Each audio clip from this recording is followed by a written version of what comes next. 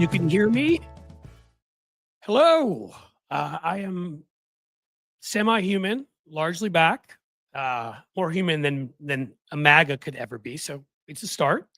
I brought my friend David Schuster here. Oh, look at that. Sue, right away with a super sticker. Thank you.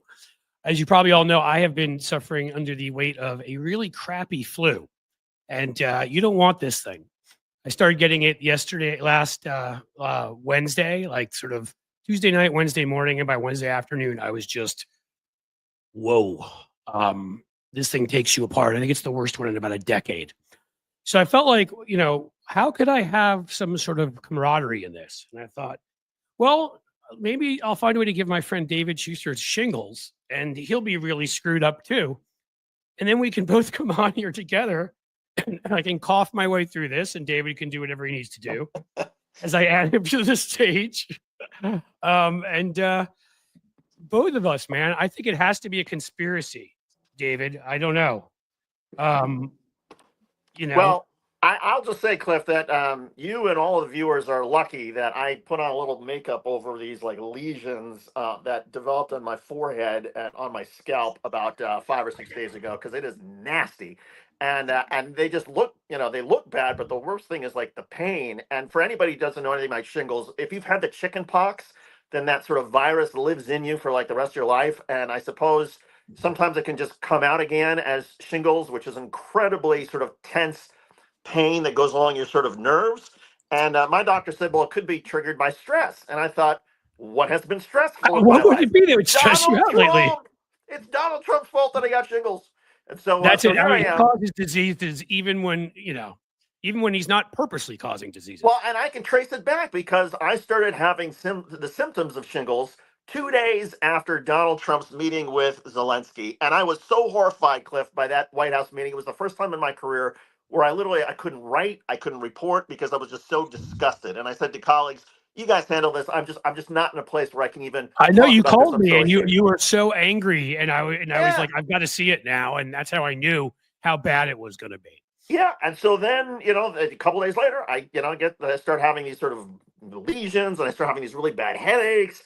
I go to the doctor, and the doctor looks at me and says, "All right, you either need to go to the ER immediately, or you need to go see an ophthalmologist because this is getting really close to your eye.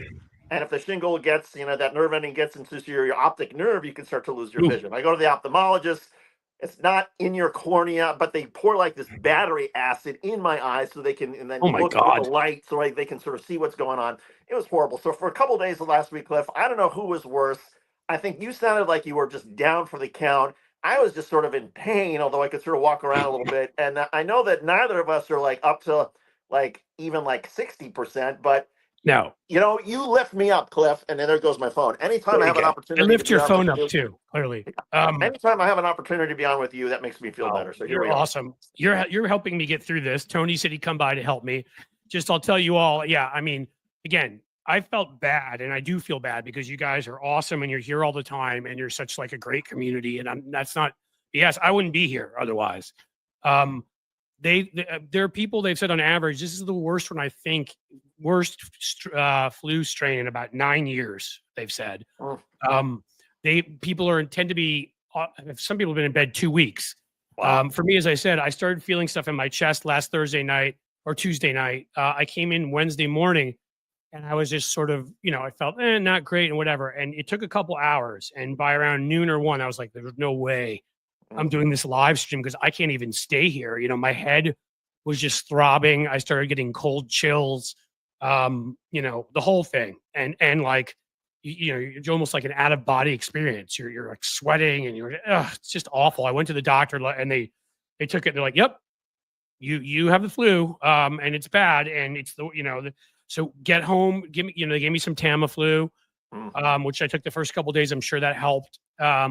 But honestly, from about Wednesday afternoon when I went home through Sunday morning, like I don't know if I was out of bed almost. Like I had to make one run to go get medicine or something. Like I do, I'd go down to the first floor of our house, so the second floor of my room is to like get food, like stuff like that. But otherwise, and I went to the doctor and I went to get Tamiflu. Otherwise, it was like I can't, I couldn't think straight. Like I had this Substack I wanted to write that's gotten pushed back 2 or 3 days that I'm trying to finish up.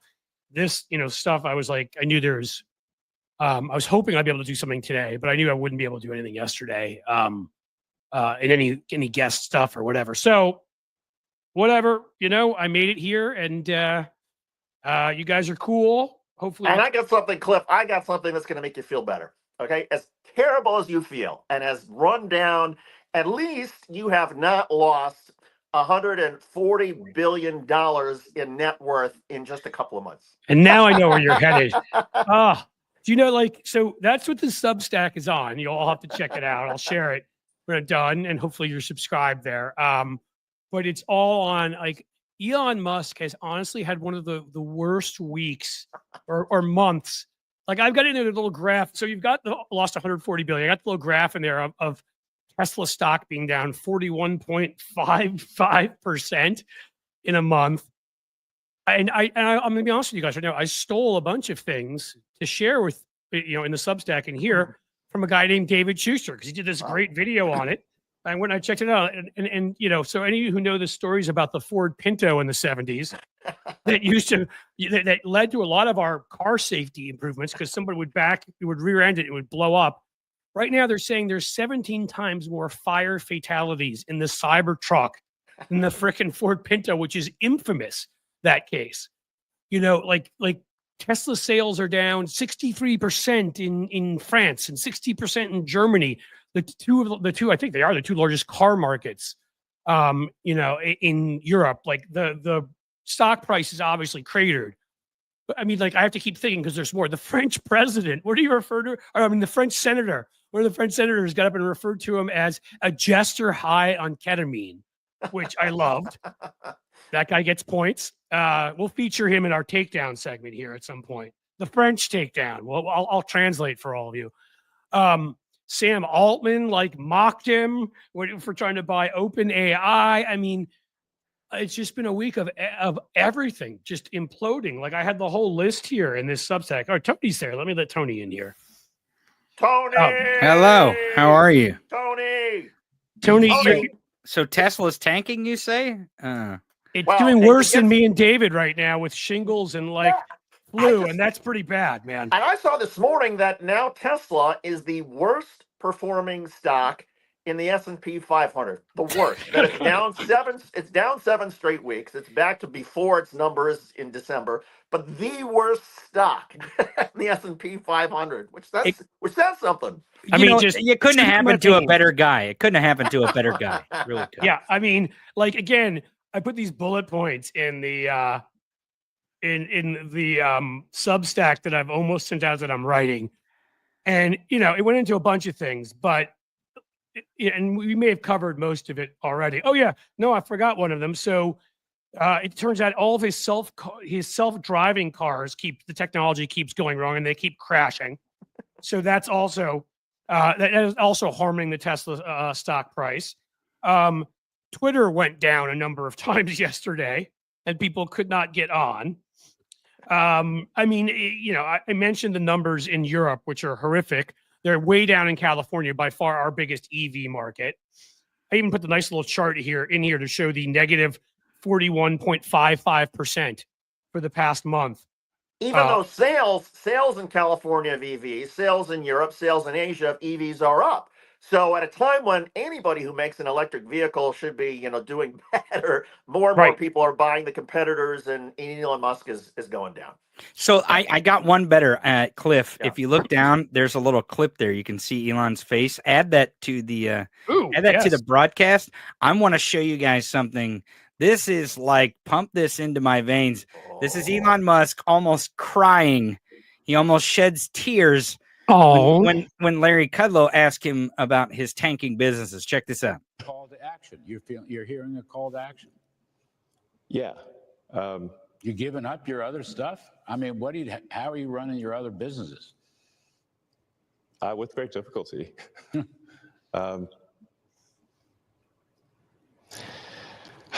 Yeah, I mean. Oh no! There's no turning back. You're saying.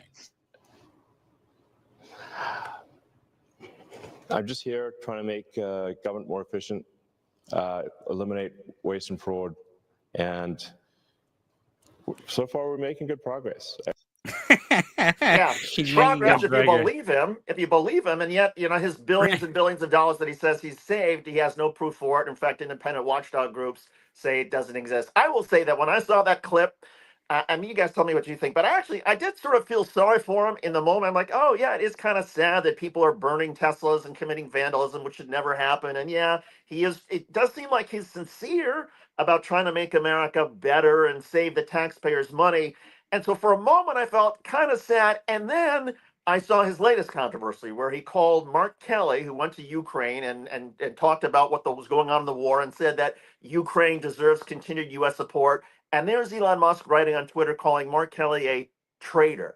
And the moment I saw that, I was like, I have no sympathy for this guy whatsoever. He can burn in hell. And that's why I can't muster any sympathy for him. The worst, imagine, and I won't say anything out loud because I'll get like banned from YouTube. But imagine the worst thing you can imagine happening to him. And like I would sit there and watch it in glee. I mean, that is how much I literally hate the man. He has so little sympathy or understanding of anybody else.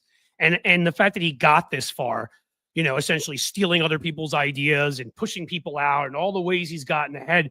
And then every time I am stuck seeing him have to talk like that, okay, he maybe sounds sad in that one, but like I saw some other interview where he's talking like he can't even communicate like a normal human being. Yeah. I want to just be like, are you a toddler? Well, he can't even interact with people.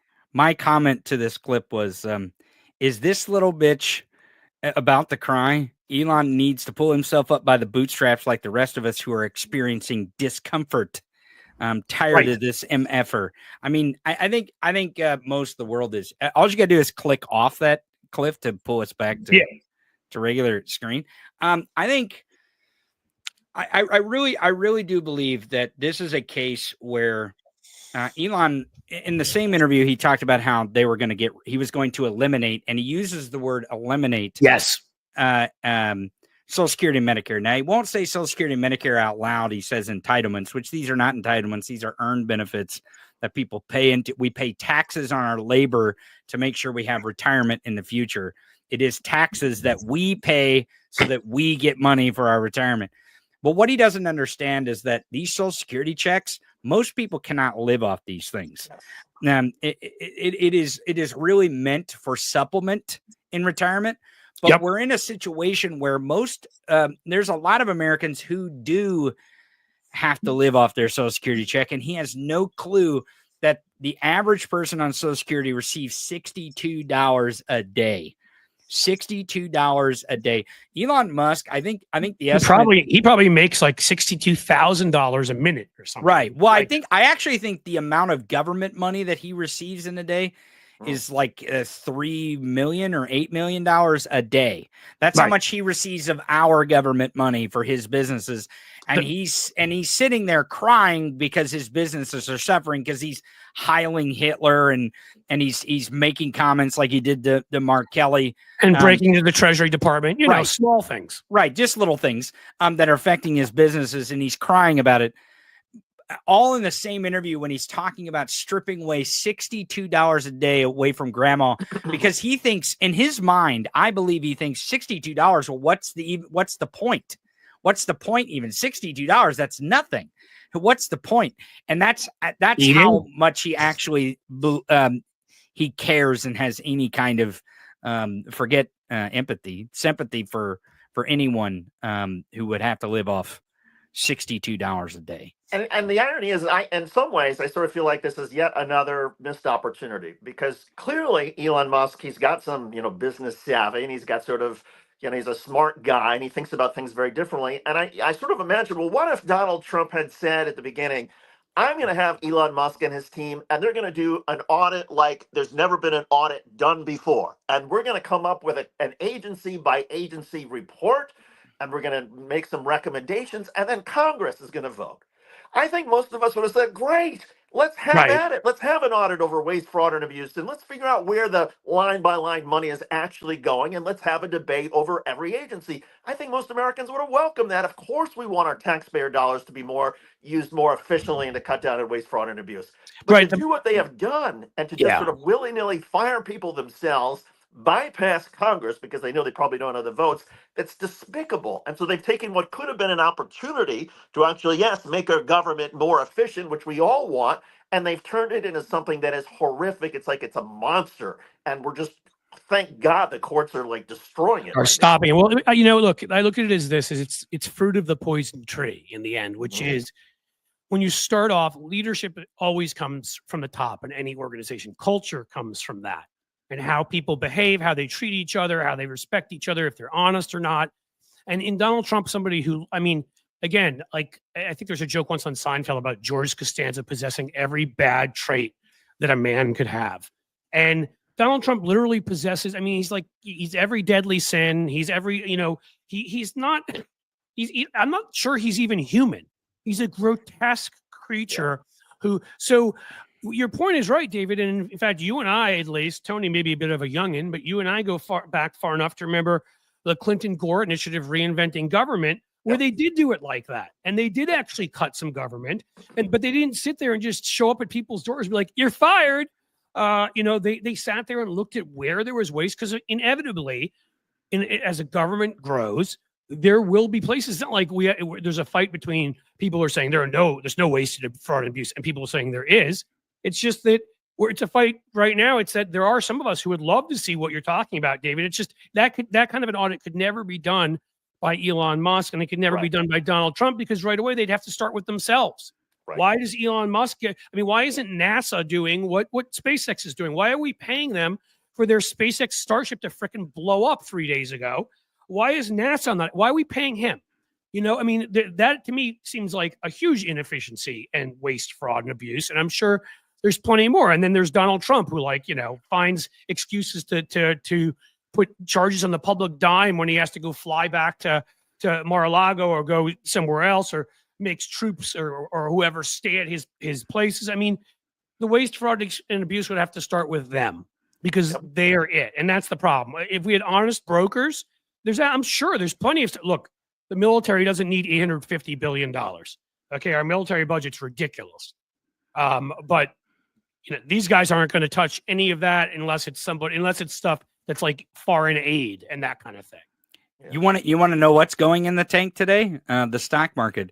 It's over the last month, it's down 3,000 points, 7%. So that's going down. So our government spending doesn't seem to be going down, but our stock market does. Right. So which means we're in the red. We're in the red since Donald Trump took office. We're in the red. Our market has lost value, and yet markets in Europe and Asia have all gained value since Donald Trump. Even Spain is beating us in the stock market. Spain? Hey, I got to drop because I have to go to this doctor's appointment in just a minute, but I want to find out because, you know, Tony, Cliff and I were talking about our various maladies and afflictions at the top. How are you feeling these days? How are you doing? Are you healthy? I'm doing fantastic. I do have a bit of a rash, but, you know, I've always had that rash in that spot, so I think I'm okay. Oh, well, herpes, you know, that could be helped. Could be chicken pox. Just saying. I got this burning sensation when I pee, David. Is that a problem? That's not my rash. Oh, okay. All right. I got the shingles rash. I'll let you guys continue. Hey, Tony, great to see you as always, my friend. Yes, and you Cliff, too, David. Great to be on with you. We'll do it again soon. Feel better, everybody. Just for you being here when you've got this. It was very kind of you, man. Okay. Thank you. Thanks, guys. Take care. We'll talk soon. See ya. It's like we should have batons to hand off here. He really regretted that decision to ask me that as soon as I as soon as I started to open. You'll understand who you are soon enough. We just need to get to know you a little bit better, not to walk into those kinds of traps. It's like, oh, Tony's going to talk about how he's got venereal disease on a live stream. Surely he won't do that. Tony's untreated syphilis has become a real problem. Oh man, I laugh and it hurts. Yeah, well. So how are you doing? I know over the weekend you felt like death.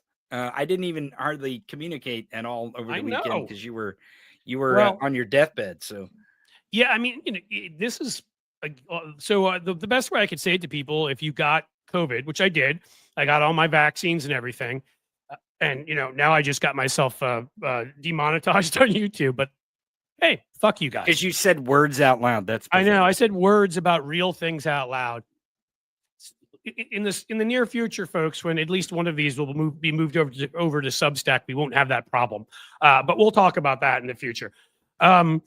So I mean, and this is worse for me, right? Like there's no doubt this is worse than that was. I had like 2 days where I was really bad, and I think by like the 4th or 5th day I was back up and I was almost fine. Here I had 3 to 4 horrible days, and then 2 days after that were pretty bad, and now we're at today, and I think I'm like 60-70% better. But if you've heard me coughing, and I mean, there's still the problem is when you have crap in your lungs and all of that, oxygen levels and whatever, just walking around is tiring, right? Talking a lot is tiring, which is again why I was trying to prepare you guys. I would say the outer limit of this show today is 3 p.m. Eastern. And I'm not sure I'll make it that far. I wanted to be here because, again, you guys are an amazing audience and you're supportive. And I felt bad that I didn't do 2 of these last week and then the week before because of that huge Substack launch, the 12-hour one, which maybe is what has me here to begin with. I don't know. I hadn't, I'd missed some. And so I wanted to do it, do at least something today. And with all the Elon Musk news, come on and talk about that. But just warning you right away that, there's any way I'm getting through the rest of this week, I probably will not be long for this particular broadcast.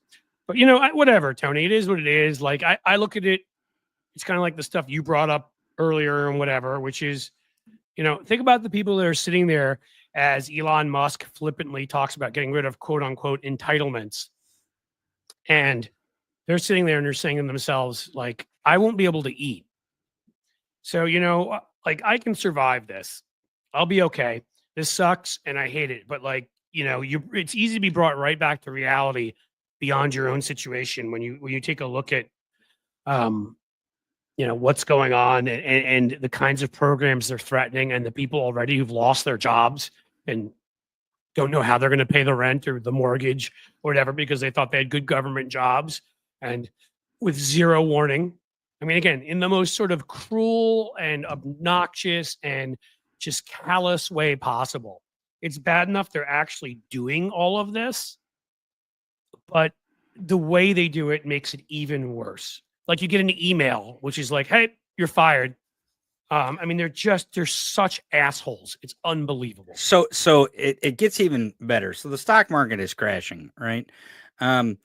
We don't have and MAGA's really mad about this. Yes, to be clear to people asking, I do not have COVID. I said it again. There we go. The bad word. I don't care.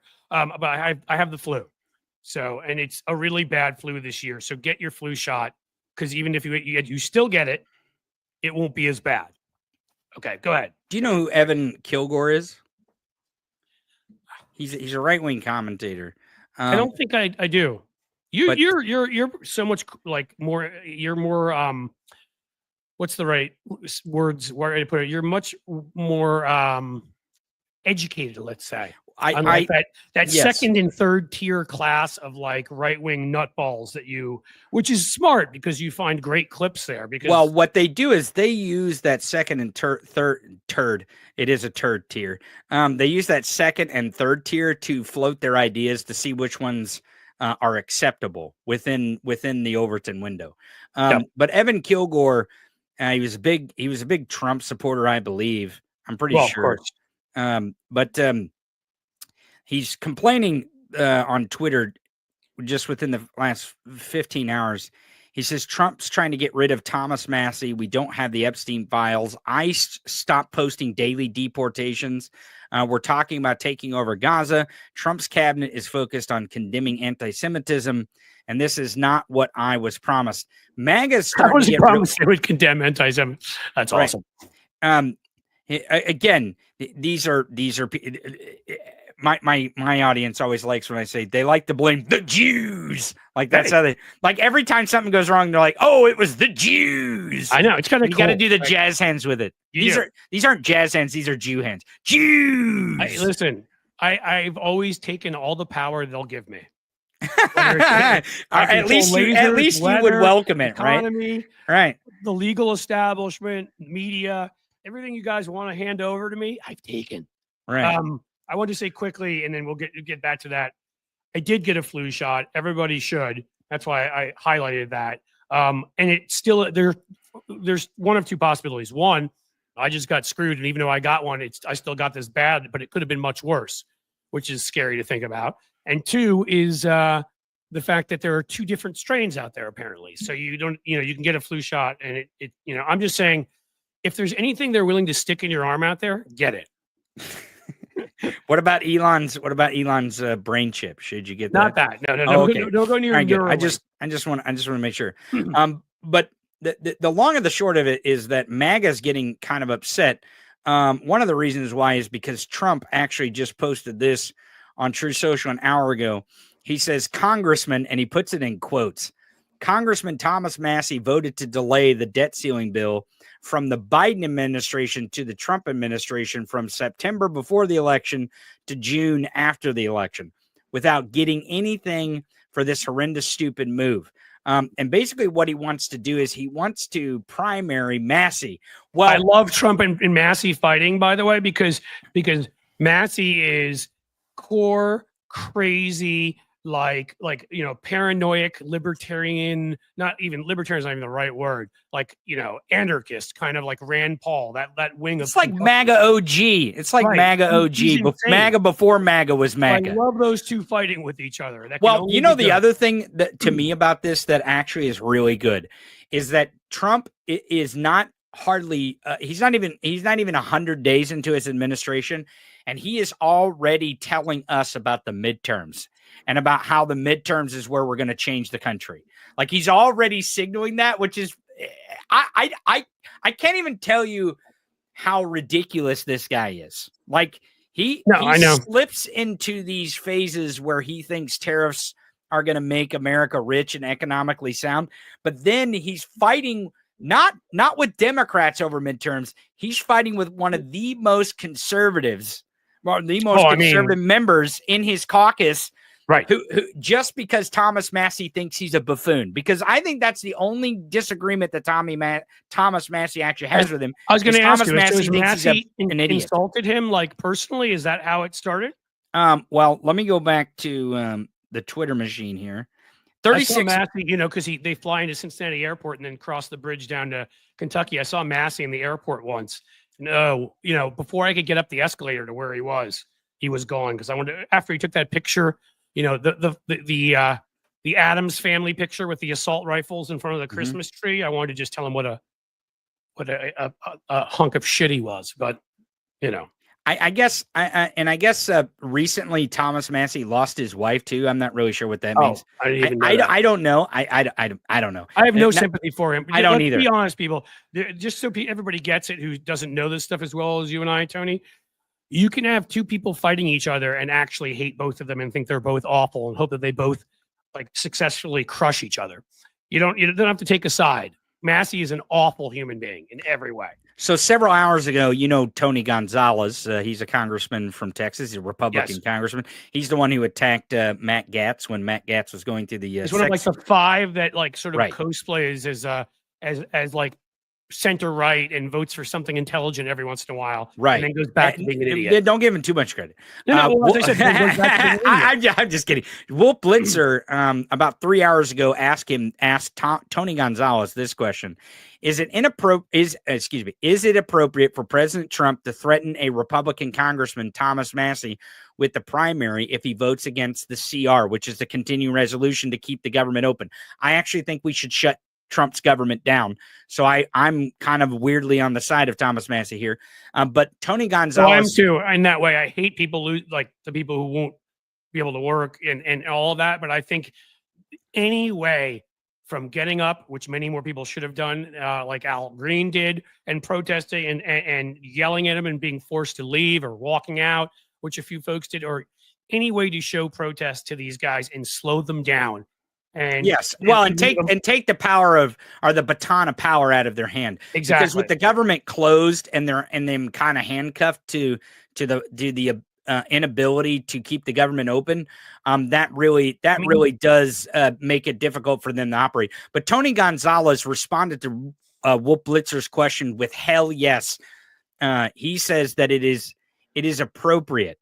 It is appropriate. It is appropriate, is what Tony Gonzalez is saying. Now, Thomas Massie tweeted 39 minutes ago Let me see if I got Oh, this. cool. Maybe they'll go after each other too. Right. Well, hey, this is what I'm saying is that they're gonna start eating their own. It's all leprosy here. Thomas Massey tweeted 39 minutes ago. He said POTUS, referring to Donald Trump, he didn't even say Trump's name, which is fucking hilarious. He said POTUS is spending his day attacking me and Canada. He roped Canada in with it, and he said the difference is Canada will eventually cave, and he laughed. That's what Thomas Massey said to. Well, that's fun, but he's actually wrong about that too. Well, I mean, Thomas Massey is correct. He's kind of like a broken clock. He's correct every once in a while.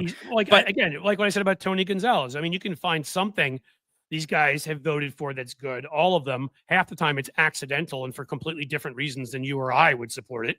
But you can find something good with all of it. But I'm just laughing because, again, like basically all that's happened here with lumber, and this will shock you. I was watching this whole thing about it, is that we started apparently increasing our lumber imports from Russia, because that's a real shocker that we would do that instead of Canada. Almost like we wanted to find a way around sanctions. Or now, this is something I was watching. I don't know if it's true or not. What I do know, obviously, is they're a big provider, Canada, of lumber, and they have some of the best in the world. And we are. And Donald Trump's response is, "We'll just grow more trees." And I mean, like he's just right. Well, the reason why Canada is so good at lumber is because they are at the world's pinnacle of forestry. Like they've always been really good at conservation. It also helps when you have a land mass bigger than that of the United States. Right. There's only like 40 to 50 million people living there. Right. I mean, and to be fair, we have a huge landmass that has a lot of lumber on it, but most of that is protected under national forest. And we kind of go through periods up and down where we're good at conservation, we're good at forestry, and then we have buffoons like this take over, and we're not good at it at all because we will let private corporations just come in and rape and pillage. But the point is, it's not even necessary because we're able to get what we need at a fair price from Canada when we're not starting pointless fights because we pooped our diaper and feel a need to feel tough about ourselves that day. So we're going to pick a fight because we know that our wife is more attracted to Justin Trudeau by a lot. I mean, like, it's like that. Again, this guy was never. Wait, he's got a wife? There's a first lady? She's getting away somewhere with Barron. Where is she? Where's Melania? Still growing. He's like 7'6" now. Where's Melania? Where is she? I mean, it's a good question. But like, the whole thing is that, again, it gets exhausting even talking about all of it, because it gets exhausting in general because I'm exhausted. But we've been through all of this. I had these conversations with the people I knew in my life who are, quote, business Republicans, who would say, "Oh, well, I'm not in favor of Trump, but he has the right business positions." No, he doesn't. And he has the Republican sort of position on this and that. I'm like, you guys for years were for free trade and anti-tariff and all this other stuff. And not only does he not have your positions, but if you're been a business person, you understand that stability, lack of whimsical idiocy from the president would keep markets moving in the right direction. Rule of law, being able to rely on facts still being facts, being able to rely on science still being science, being able to rely on the fact that if something makes sense, the president will do it and not just sort of say, "Screw it, I'm taking my ball and going home." I can do my Cartman voice from "Screw you guys, I'm going home." Like that kind of thing. I mean, like, that's who this guy is, and that's who Elon Musk is.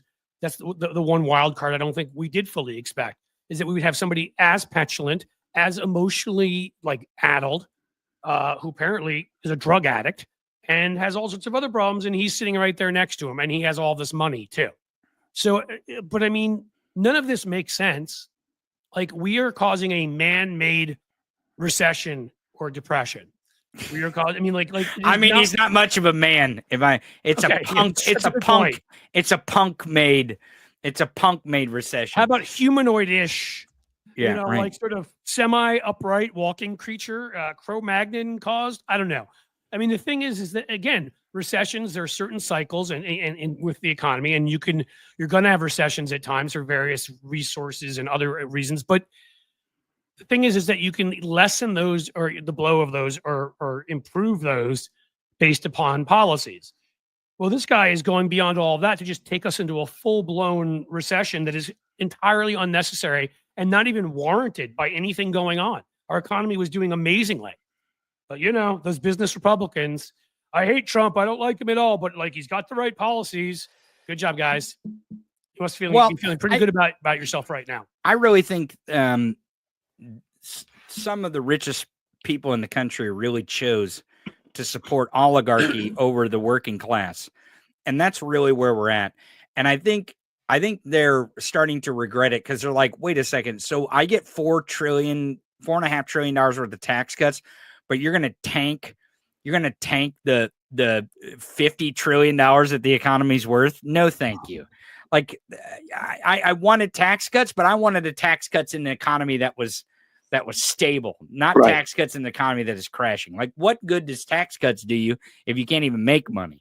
Like, and the crazy thing is that when times are going really well, if we had our priorities straight, we could give a lot of people tax cuts, and arguably there are certain people we should. None of them are people who have multiple pairs of yacht slippers like Trump's friend. But there have been times where there are certain small business taxes I think could be lowered. I say that as a small businessman. Yeah, I have a bias, but I do. I think that would make small businesses be able to expand better.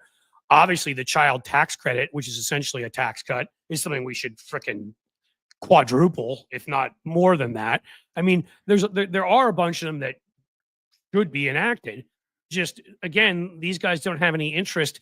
They don't look at this as like a big policy grid in a way that like, hey, if we move this over there, we can help these people. We can make this better, for everybody and whatever. They look at it as, what can we do for ourselves? And so it doesn't. Again, they don't see it worth it because to loop back around to how much the average person makes on Social Security for Elon Musk to just be like, yeah, we're going to eliminate that because in his mind, he's thinking, what's the difference? It's only $62 a day.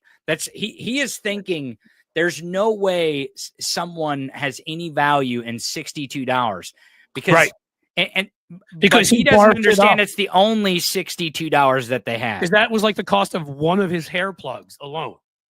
Oh, $62. It was the cost. It was the cost of the sheath that went over the tweezers that they used to implant the hair plug. Okay, exactly. Right. I mean, you just put up a perfect example. So there are some issues I know better than others. I did a lot of work with Social Security Works. Maybe I have to get my friend Alex Lawson back on here. Who runs one of the best run organizations in DC and fought off cuts numerous times. So this just happens to be an issue I know really well. Well, we have an entirely regressive tax on Social Security. I believe now it goes up to about 170 something thousand. I don't know what the current, it raises with inflation. How much of your Social Security is taxed, and then it stops. You mean how much of your income is taxed for Social Security? How much? Well, how much of the Social Security? Yes, are taxed. Why? Why would you tax the first 170 something thousand that everybody makes when that's more than most people make? In fact, it's triple, quadruple, whatever. So what you're doing, in the end, what you're doing is you've got this regressive tax. If we were to reform Social Security, the easiest thing in the world would be we're going to flip it. I mean, basically, and just say from now on, anyone over a certain amount, they're paid.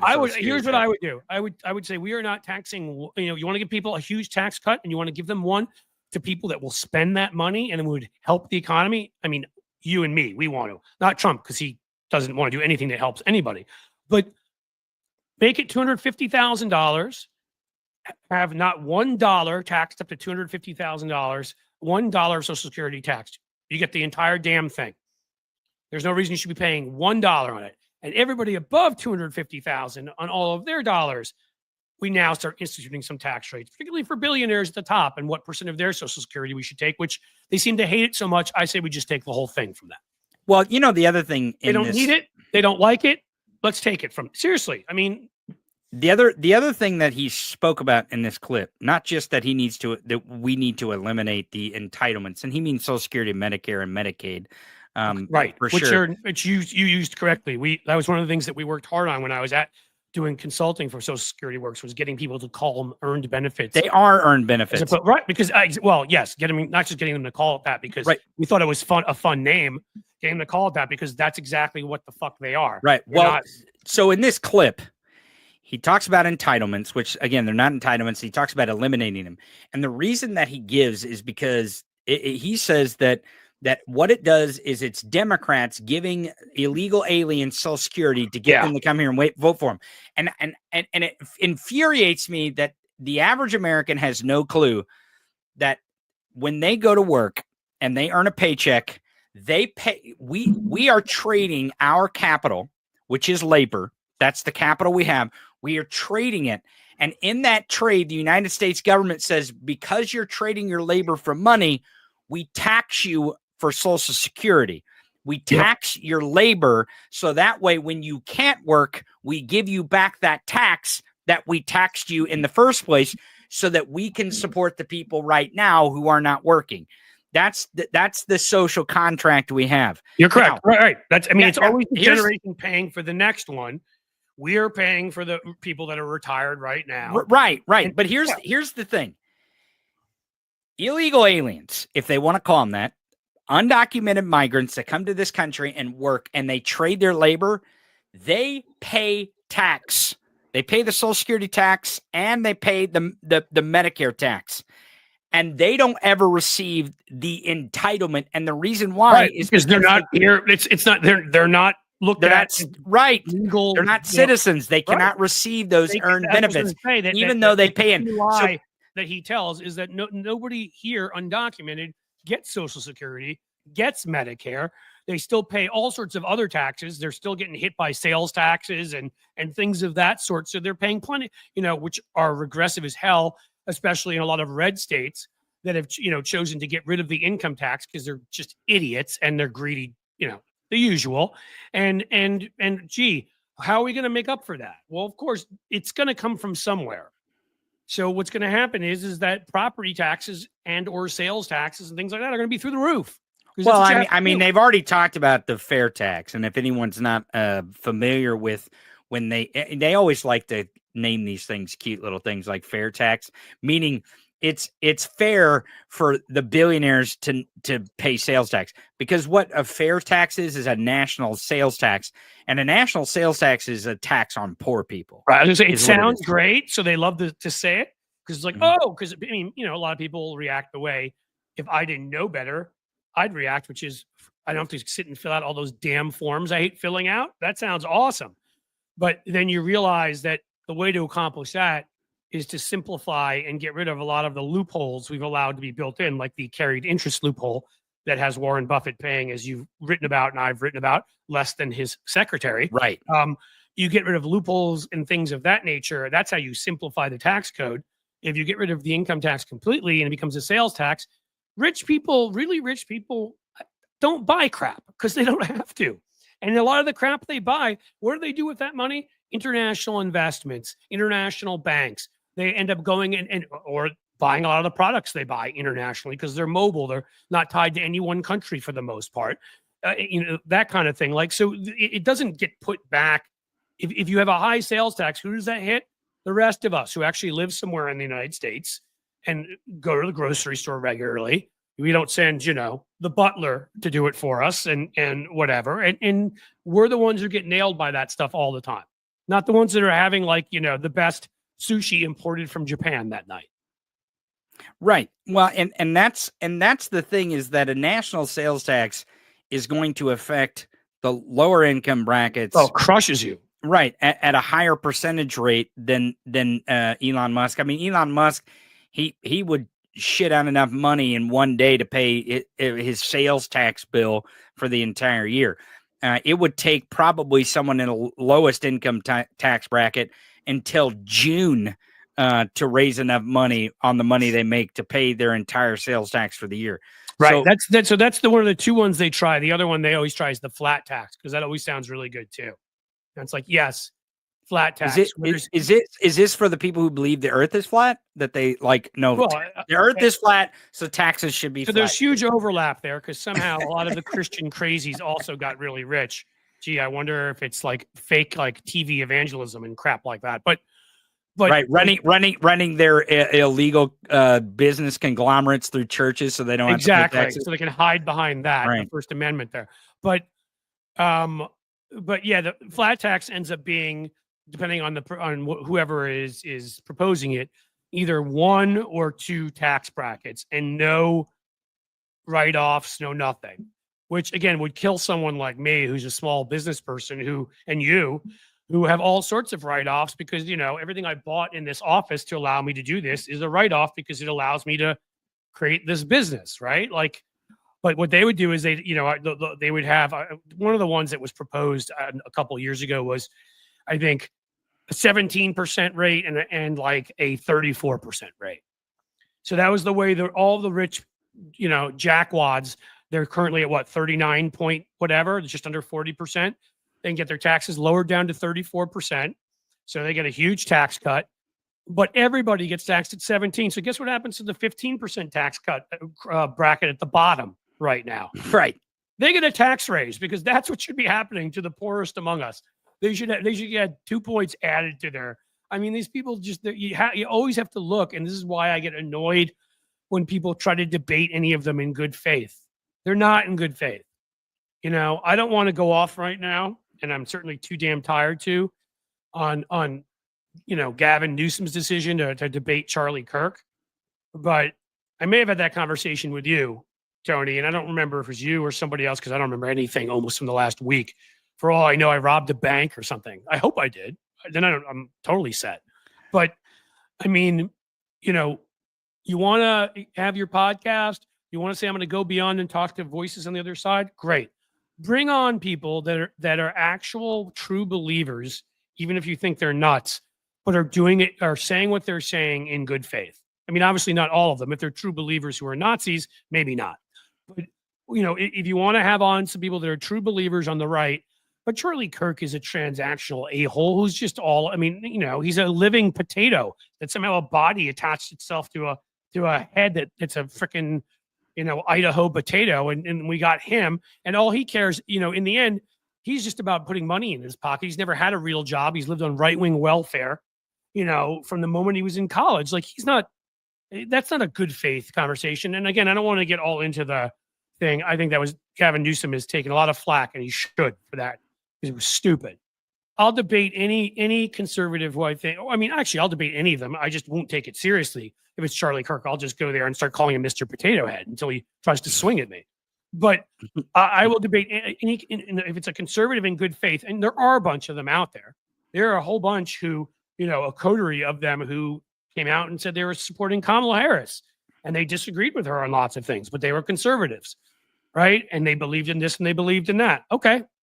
Those are folks I'll debate as to why I think they're wrong and their issues are stupid, but don't waste your time with bad faith, just people trying to up their own likes, on whatever platform. I mean, it's just stupid. I have a little bit of a disagreement with you on this one. I think you want to take it outside. Yeah, sure. I think that I can't get up and walk right now. So I think that Gavin Newsom is doing what politicians should do. And I know a lot of people are going to disagree with me here. I disagree with you. Yes, I know. But there is another person who has been trying this without much success, and his name is Senator John Fetterman. He's been doing some of those same things. Yeah, but I don't think his is, again, it's how you do it, Tony. It's not doing it. Like, I think I may have had this conversation with you. I would have been fine with Gavin Newsom having a talk with Joe Rogan. Totally fine with that. Because I think Gavin Newsom's been on Joe Rogan. I think Gavin Newsom has been on Joe Rogan's podcast. Okay. But you're talking about Joe Rogan being on his podcast. I do believe Joe Rogan really believes what he believes. I think he's a schmuck, but I think he's at least arrived at being a schmuck in good faith in that this is what he believes, and I think he's wrong. Maybe I'm wrong about that. I'm giving him too much credit.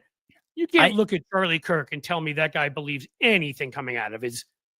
Oh, I don't know if that's a mouth as much as a sort of. Well, I'll tell you that the difference between my view is the difference between Charlie Kirk and Joe Rogan is Joe Rogan doesn't think any of the things he says out loud through. He just says them out loud because he has. I think that's true. But Charlie Kirk definitely 100% thinks through everything he says, even though sometimes it doesn't feel like he thinks those things through. He does think those things through, and he's using. But he thinks them through for partisan advantage and where his money's coming from. Exactly. Right. Like whereas Joe Rogan, I see some people saying stuff in there, and I agree. Like he doesn't believe in anything. He eat bugs for money, is what Cynthia's saying. Yeah, I believe that. But in that way, I do think he'll say what honestly, as you know, as Tony just said, comes to his mind. Right. Whatever he comes to his mind, he'll say it. Right. It may be stupid. It may be wrong. In fact, I would argue it 98% of the time is stupid and wrong. And sometimes it contradicts each other. So one day he'll say one thing because he feels it in the moment, and the next day he's talking to someone different. They're telling him something different. He'll say something different. But he's not. I don't think he's not sitting there calculating. It's not contrived, is what you're saying. It's not contrived. It's not calculation over how will I get that donor to give me more money. Is the difference to me, and that's why and that's the difference. And that is why I believe that a smooth operator like Gavin Newsom absolutely should be debating someone who contrives their ideology and who tries to convince the country of really harmful stuff. That's why Gavin Newsom should absolutely sit and go to battle, whether it be on a microphone or on a debate stage, in a campaign. Well, only if you destroy him, though, not if you stand up afterwards and put your arm around him like he's your best friend and take a picture. Like, I would have to saw that arm off if I did that. I would never, ever use that arm for anything else. I actually believe that if Gavin Newsom can play the cards right, which I don't know if he will or not. I don't know. I don't know if Gavin will be the heir to the Democratic throne. It doesn't look like there's much of a throne to be had, if you want to know the honest truth. So maybe he can create the throne. But I think a throne can be created because I think there needs to be a deposing. Okay, well, I'll follow you on that one. I smell what you're stepping I'm in. not going to get all into it. I've gotten into it enough lately, but we have a lot of great Democrats. It's not them who are failing us right now. It's our leadership that is. Right. And you see it again and we've talked about before that political movements are co-opted. They're not exactly made by one politician. They're just co-opted by a really good politician. But I will say this: if Gavin Newsom, being the smooth operator that he is, because I think he is a smooth operator, if Gavin Newsom is the nominee for 2028, whoever he were to go against, I think that picture of Gavin Newsom and Charlie Kirk arm in arm is going to be worse for Charlie Kirk than it is for Gavin Newsom. And I think that's the calculation that Gavin Newsom made. Again, I think if he still has to live out. He still has to get over those pictures of him with his ex, Don Jr.'s ex. Yeah, Kimberly Guilfoyle. He's trying to make all those pictures disappear. Now he's got a whole new set of ones he has to make. Well, but that was before she got her MAGA surgery. I know that's before she lost her mind. She got a new set of MAGA gazumbas. It's a natural sort of what she looked like before, the before and after there. You mean before her gender reaffirming care? Is that what you're saying? Something like that. In my in the Substack I keep talking about and sending out today, I'm trying to make it clear what happens when you, like the alt-right, you fully sell out to Putin. So I have a before and after picture of Steven Seagal from when he was a movie star and what he looks like now. Like he's wearing a kimono and it looks like his head has grown 14 sizes. And they're injecting all that garbage into his face. It ain't a good look on anybody. Right. I noticed someone in the comments that Jessica says that Gavin Newsom is anti-trans. And if you go listen to the interview, you actually will discover that he's not anti-trans. That's not what he said. He actually said that his personal opinion of trans athletes competing can be unfair, is what he said. And again, I think this is the problem that we have, is we're trying to navigate things in this left versus right conversation. And I think that's what Gavin Newsom is trying to do, is undermine that we have to have a conversation in red versus blue or left versus right. And I think that's what he's doing. Now, again, I don't think that he did the 100% job that he could have done. There were things that I watched the interview that I thought Gavin could have done, could have said, could have stopped him. But I think the idea that he has and what he's trying to do by doing that, I think in the short term, it feels like Gavin's making mistakes. Okay. But in the long term, I think he's making good. I'm just saying, I can give you 10 people off the top of my head that I think it would be a great idea. Gave you one already for him to go and debate. And I think it would be interesting. And I think people might watch, and people might watch because, at least I might watch it because I would believe that it was coming from, okay, you're debating somebody that I very much disagree with, but not somebody who's a bought and paid for whore, to the right wing, gravy train. And so that they're just going to say what their paymasters want them to say. Somebody who actually has conservative beliefs, who I believe is wrong on things. You know who might be really good? And I know this is going to sound wrong at first, but if you think it a little bit, Ann Coulter would be great. And the actually, reason at this point, I think she would be good because she would tell the honest truth about Trump. She would not hold back. And there would also tell the honest truth about the right in general. Right. And she doesn't care anymore. She's made her millions, and she goes around insulting the right all the time. As much as I think she's a loathsome human being, I do actually believe she says what she thinks at this point. And so she's somebody else that I agree with you. As much as I can't stand her, I'd be fine with that. Yeah, well, I'm calling Gavin if you're listening, or Ann if you guys are listening. Ann's definitely watching this because she keeps trying to call me and ask me out. And I'm like, look, you look like a 67-year-old exoskeleton. I'm not interested. I think a Family Guy episode. Doesn't Ann Coulter live in California? Doesn't she live in California? I have no idea. She was living during that period of time when Rush Limbaugh, who now is not sadly dead, lived in. Hey, he's been drug free for many years. We should all celebrate. He's kept himself clean. Well, not clean. Right. Let's just say just sober. There he's may been be some sober. dirt on him. There may be some dirt he's been on him. sober. Okay, but so when he made the move down to Miami from New York City, because Texas, New York City, blah, a bunch of the righties followed him down there to Miami for a while. She was one of them. I know she's really good friends with Bill Maher. Like, they're tight. They've been tight for a long time. They dated at one point, which is enough to almost make me want to hurl. Did they schlup? Did Bill Maher have I don't have any relations with that woman? I don't have any actual evidence of. Okay. That I didn't know if there's like a sex. I didn't know if there's like a sex tape out there or something. If you want to know if I know for sure if she rode his hobby horse, my answer is I don't know.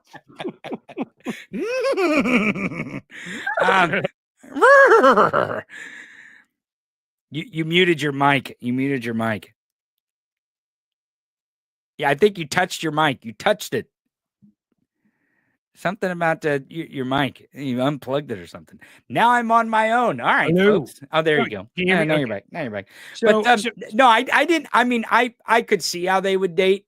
But I've been paying attention to Ann Coulter and Bill Maher for since I was forever, because I'm politically incorrect. He was good. Yeah, it's like 25 years. 25 years he would have Ann on all the time. Maybe that's because they were doing stuff backstage. I didn't know that. Right. I even liked him when he started off on the HBO show. I had no problem. In fact, I appreciate that he would take stances against what the majority believed. I mean, people forget that he was standing up for gay marriage, and he was standing up for legalizing pot at a time when nobody stood for any of that. Mm-hmm. Right? He was ahead of the curve because he didn't care. And but it seems to me the last 5-6 years, it's been more about, I'm going to take a stand against the left on some of these things. And some of the things he even says when it comes to people getting too offended by jokes and whatever, I agree with. It isn't work. It's not the stuff you spend your time on when fascists are taking over the country. There's an order of priorities. Right. You know what I mean? That might be another good. That might be another good guest for Gavin is Bill Maher. Maybe he could get Bill Maher and he's been on Ann his show, Coulter definitely. in So like I'm a sure- threesome. He could get Ann Coulter, Bill Maher, and him in a threesome. You know what I And if mean? they bring in Elvira, what's her name Right. again? It could be a foursome. His ex-wife. Elvira. Doesn't she kind of? I don't know. Whatever. Point being, there are other folks, and there are. There have been a number of conservative folks writing for outlets. They haven't changed their positions on issues. I would still argue with them all day, and all night long about things. I think Tom Nichols says a lot of things that I think are wrong. I think Charlie Sykes, who I respect personally, is wrong on a lot of things, but I think they come to their positions honestly. They've both ended up voting for Democrats because they've seen the damage. They've realized that, Republican positions isn't an excuse to vote for a crazy person and a party that enables that crazy person. And I think you can have some conversations with people like that, who disagree with you on issues very easily.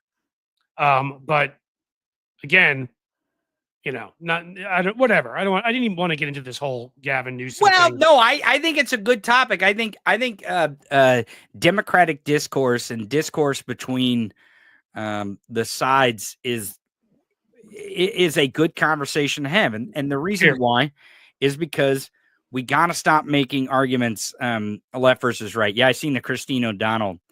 She was on Bill Maher's. Well, I put that up there for a reason. I wrote a column on this once because to me, it was like on her being on the show or when she ran.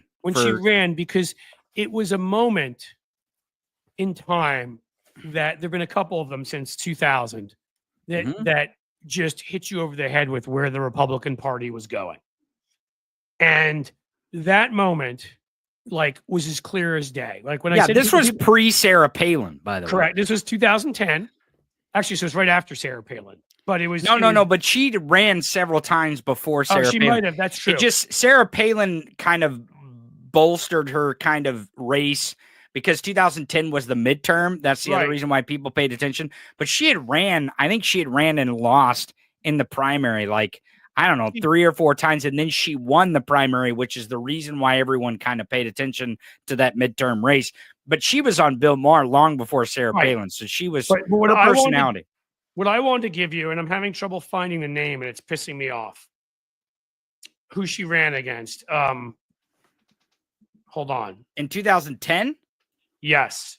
And there's a specific reason for this. And this is why I sit here and I'm like, and I say to you, that there are moments in time where I sit there. Mike Castle. There you go. Okay. Okay. So here's what you need to know about Mike Castle.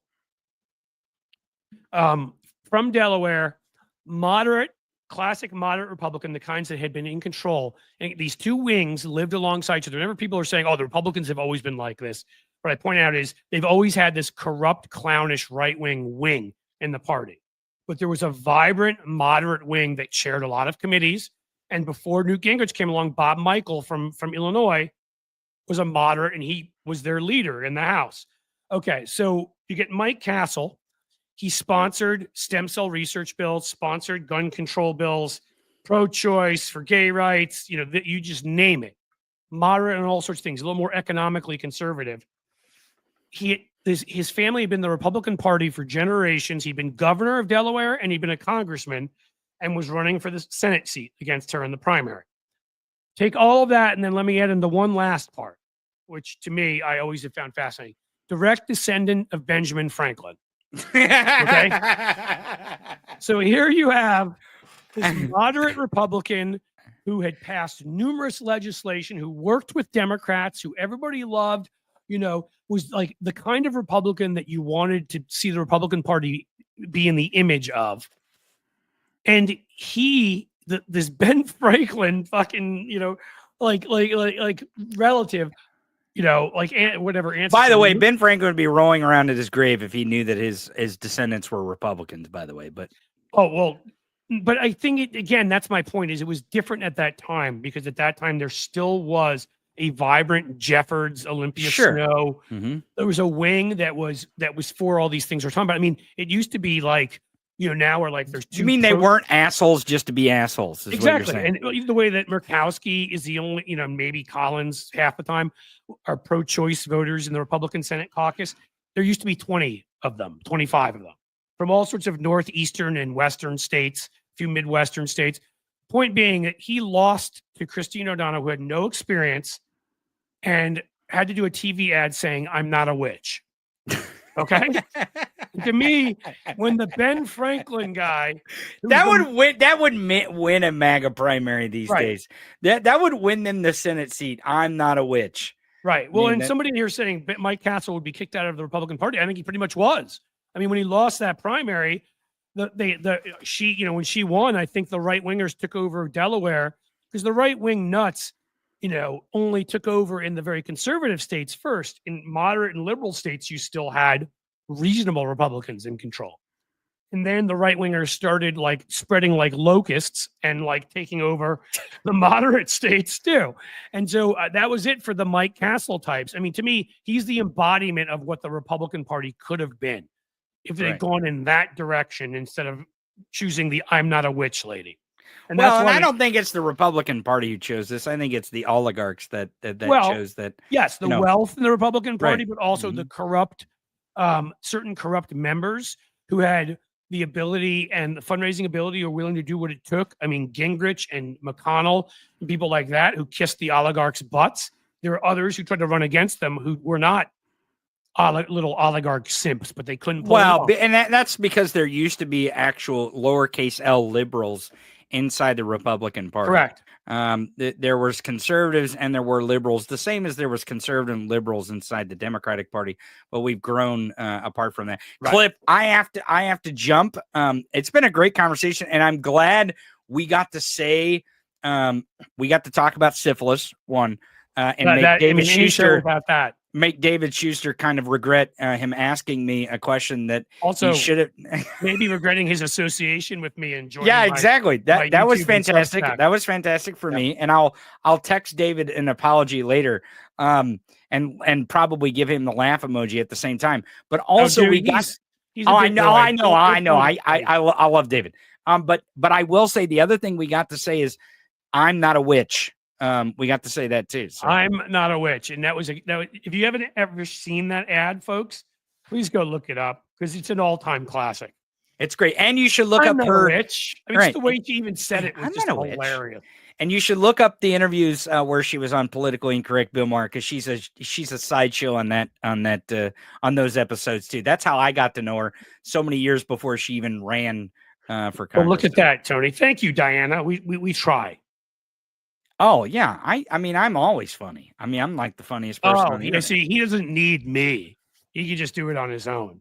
See, I'm not as arrogant as Tony. I can admit I need him. I got true confidence is what it's called. Not arrogance, true confidence. See, I'm a stable genius. Well, in that way, you're sort of like the mayor of StreamYard. Yeah, but probably.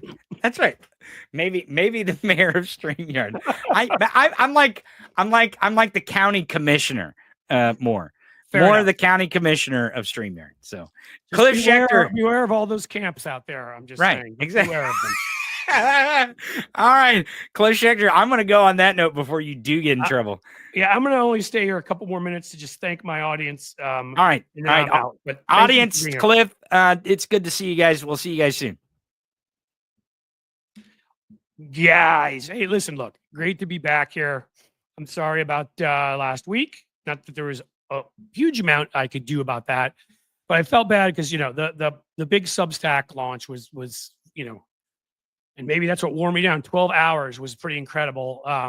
But we got a lot of great video footage, and the Substack blew up over 600,000, which is why I really encourage you to go subscribe.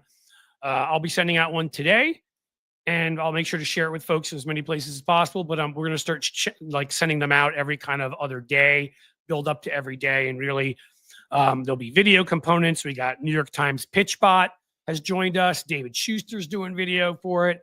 We're writing columns, and we're giving you kind of the daily information. I'm going to figure out how that's going to affect what I do here, doing a live stream there. I will obviously at least keep doing a live stream here, or two. We'll see what I can fit in, and just trying to make some of these videos. Our most recent video I'm excited about has done really well on Jamie Raskin. I don't know if you guys caught it. I thought I might toss it into the comments, because right now it's doing well, and I would love for it to get some more views and crush it. Let me grab that for you. It's on Raskin taking apart Jim Jordan. If you can't be for that, really, what else can you be for in life? So I want to do some more of that. So of course, trying to keep everything going. And yes, we got a little bit pushed to the side by first that big launch, and then the here's the video, folks, if you could check it out. And then the flu really kicked my butt. But hopefully, oh, thank you. Somebody said that was a really good video with Raskin. Who was that? Michael McAndrews, my friend. Thank you. I appreciate it. That was really kind of you. And let's get this up here. You can get there now through blueamp.substack.com. We also have blueamp.co. We're making sure there's a bunch of different ways to get there, but it's going to be integrated strongly into the Patreon, combining them both. There may be some moves to there's always a lot going on. Let's put it that way. And we're trying to balance a number of things. It didn't help that that since really a week, almost, I've been down for the count. But I'm going to try to keep getting you guys good content. I have every intention of being back here tomorrow for another one of these. And if I can only make it for an hour and 15 minutes tomorrow, then that's what I'll do tomorrow. But we do what we can, So thank you for being here. And the only other thing I have to say is, well, no, I can't say who's coming with me, because I got to thank the folks who already did come with me. Sue Moreau, thank you so much for the $1.99 super sticker. Very much appreciated. Sheldon Hughes, my man, for always, thank you for your usual, he even is now referring to it as his usual $2 donation. Gregory Brown, this is going to be 4 years of making excuses again. He said this, but meant that he failed, but it was someone else's fault again. Yes, that's Donald Trump could never admit, and neither can Elon Musk, that they're guilty of doing anything wrong, even though they do pretty much everything in life wrong. So everything always has to be somebody else's fault. It's Biden's fault. It's Obama's fault. And their own people around them they throw under the bus. So wait for that. But thank you so much. The $20 is hugely helpful. ET, my friend, expressing outrage at the destruction of your country from within writing, I'm not sure, is tiring. So get some rest and hope to see you on Thursday. Well, I'm going to plan to be here tomorrow too, if I can. But it'll just be a short one like this. Like this, just maybe a week of shorter ones. If I can't, I'll make sure you all know. It is tiring being outraged. It is tiring fighting back against these guys, doing streams, writing articles, on social, wherever. But, we all got to do what we got to do. Sheldon, for the swear jar, $5. Thank you.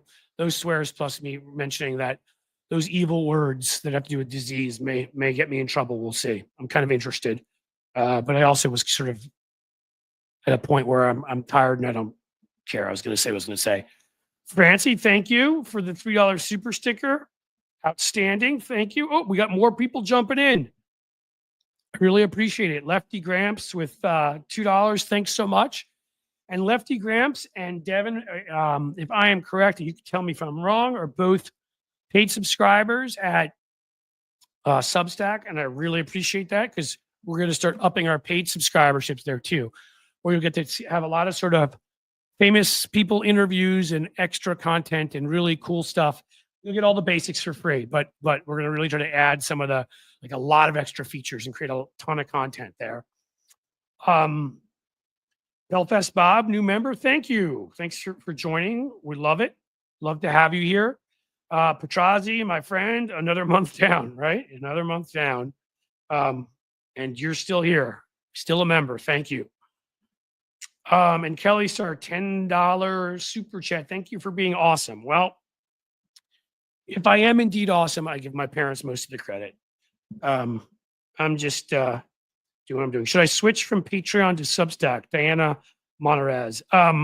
Yeah, that's what I would say at this point.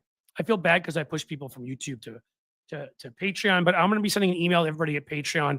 I just think having everybody in one place, getting YouTube members and Patreon members at Substack, and having a paid option where I can give you everything, not just the video, but the written stuff, and then also the stuff from our other contributors, from Schuster and New York Times PitchBot and other people. Just to have it all in one place will make life easier. So yeah, if you can switch over, if that's cool with you, again, I will take subscribers at YouTube, subscribers at Patreon. I appreciate everybody. But Substack is where I'm really going to be pushing both unpaid and paid subscribers, because we can have it in one place, and it just makes this all a lot easier. And and Lefty Gramps said more content there, and there will continue to be. So that is it. I went even longer than I thought, an hour and 20 minutes. I appreciate you guys being here, and I will do my best to be here tomorrow. But in the meantime, as they say, or I say, as the sun sets slowly in the west, I bid you a fond farewell. Have a great evening, guys. I appreciate your being here. I appreciate your support.